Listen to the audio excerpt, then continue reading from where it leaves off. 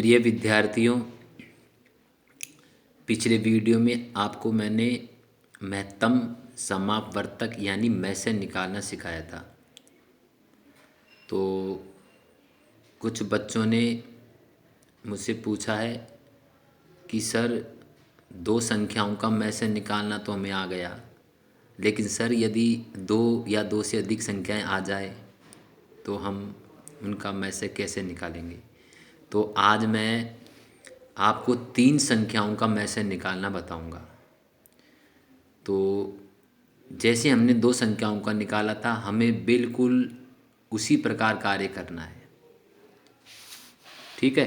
तो जैसे हमारी पहला प्रश्न है 12, 16, 28 का मैसेज निकालना है। तो हमें सबसे पहले 12 का अभाज्य गुणनखंड करना होगा। ठीक है। और जब हम 12 का अभाज्य गुणनखंड करेंगे तो पहला भाग जाएगा 2 बार, 2 छक्की 12। फिर दोबारा 2 बार जा रहा है, 2 का 2 तिया 6। फिर 3 का जाएगा, 3 एकम 3। तो यहाँ पे हम देखते हैं कि हमारा जो ये 12 है ना भाई, 12 जो हमारा है, इसका अभाज्य गुणनखंड का जो रूप है, अर्थात इसको जब हम अभाज्य गुणनखंड के रूप में लिखेंगे तो यहाँ पे 2 2 बार है और 3 1 बार है। यानी 2 का पावर हमारे पास 2 है और 3 हमारे पास 1 बार है। और 1 जो होता है वो सभी संख्याओं का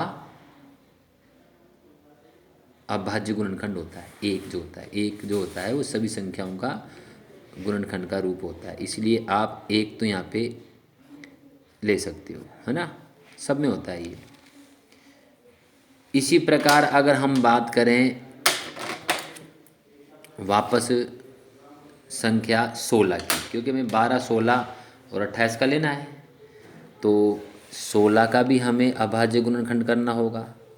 तो जब हम 16 का अभाज्य गुणनखंड करेंगे तो 2 अंटे 16, 2 चौका 8, 2 दूना 4 और 2 एकम 2।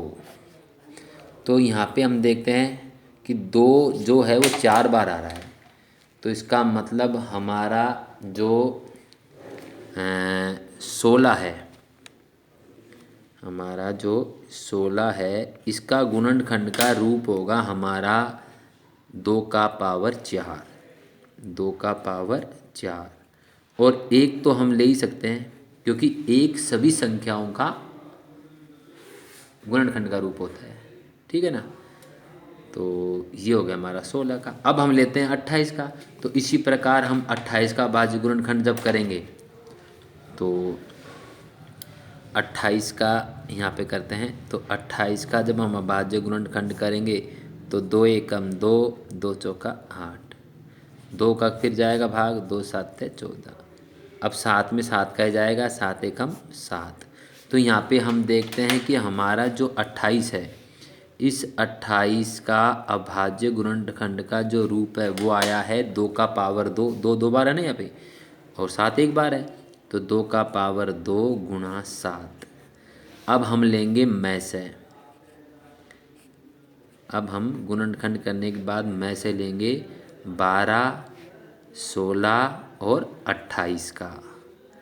तो यहाँ पे देखिए, उभयनिष्ठ संख्या हम देखेंगे, मतलब उस गुणनखंड को देखेंगे जो इन तीनों में मौजूद है। हम देखते हैं कि 2 यहाँ भी है, 2 यहाँ भी है, 2 यहाँ भी है, तो ये उभयनिष्ठ होगा। यह गुणनखंड उभयनिष्ठ होगा। 3 यहाँ पे है लेकिन दोनों में नहीं है, तो 3 को छोड़ देंगे। 7 है यहाँ पे लेकिन इनमें नहीं है, तो 7 को छोड़ देंगे। और 1 के बारे में मैंने आपको बताया कि 1 तो सभी संख्याओं का गुणनखंड होता है, तो 1 भी यहाँ पे है सब में। तो यहाँ पे हम 2 का पावर जो लेंगे वो लेंगे सबसे छोटा। सबसे छोटा पावर हमें 2 का पावर 2 दिखाई देता है, तो 2 का पावर 2। और 1 तो कॉमन होता ही है, सब में होगा ही, तो 1 भी ले लेंगे। तो यहाँ पे जब इसको हल करेंगे तो 2 गुणा 2 किया तो 4 और 4 एकम 4। तो हमारा जो मैसेज आएगा वो आ जाएगा 4। ठीक है ना। अब इसी प्रकार हम वापस एक बार दूसरी प्रश्न जो है उसको देखते हैं। और दूसरा जो क्वेश्चन है वो है हमारा 91, 112, 49। जो दूसरा क्वेश्चन है हमारा वो है हमारा 91, 112 और 49। तो यहाँ पर भी हमें क्या करना होगा, यहाँ पर भी हमें बारी बारी से 91 को भी अभाज्य गुणनखंड के रूप में लिखना है, 112 को भी अभाज्य गुणनखंड के रूप में लिखना है और 49 को भी अभाज्य गुणनखंड के रूप में लिखना है। और फिर हमें जब इनका मैं से ज्ञात करना है तो मैं से और 91, 112 और 49 और इनका मैं से हम इन अभाज्य गुणनखंड के रूप में से देखेंगे। तो इसके लिए हमें पहले अभाज्य गुणनखंड करना होगा। तो यहाँ पे हम पहले 91 का करते हैं। तो जब हम 91 का अभाज्य गुणनखंड करेंगे तो देखिए, सबसे पहले हम 2 का भाग नहीं दे सकते इसमें, क्योंकि ये सम संख्या नहीं है। 3 का देने की हम कोशिश करें तो अंकों का योग 9 और 1 10 आता है और 10 हमारे 3 के पहाड़े में नहीं आता है, तो हम इसमें भाग नहीं दे पाएंगे, 3 का भी, 5 का भी नहीं दे पाएंगे।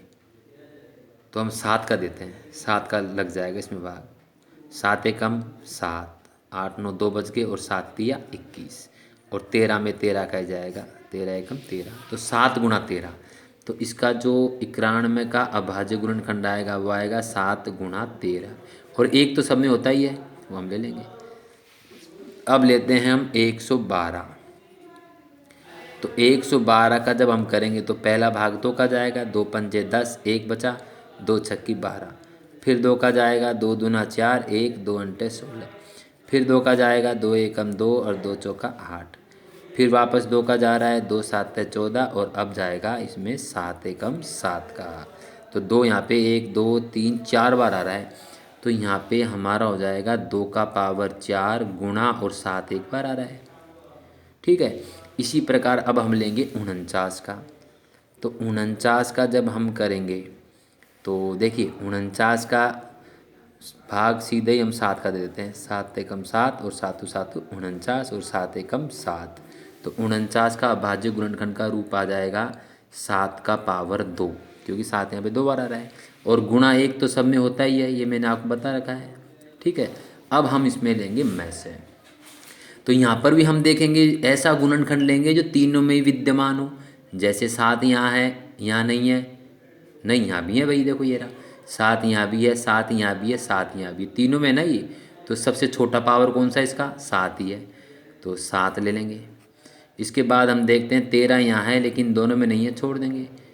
ठीक है, 2 यहाँ है, इन दोनों में नहीं है, छोड़ देंगे, लेकिन 1 तो कॉमन है ही सब में, तो 1 भी हमारा आ जाएगा और 7 एकम 7 और हमारा उत्तर आएगा 7। तो इस प्रकार आप 3 संख्याओं का निकालोगे। अब देखो 2 प्रश्न तो मैंने कर दिए, अब ये तीसरा और चौथा क्वेश्चन आप करोगे और करने के बाद आप उसे मेरे व्हाट्सएप पे भेजोगे ताकि मैं इसको जांच करके आपको नंबर दूं कि आप कितने नंबर प्राप्त करते हो। धन्यवाद।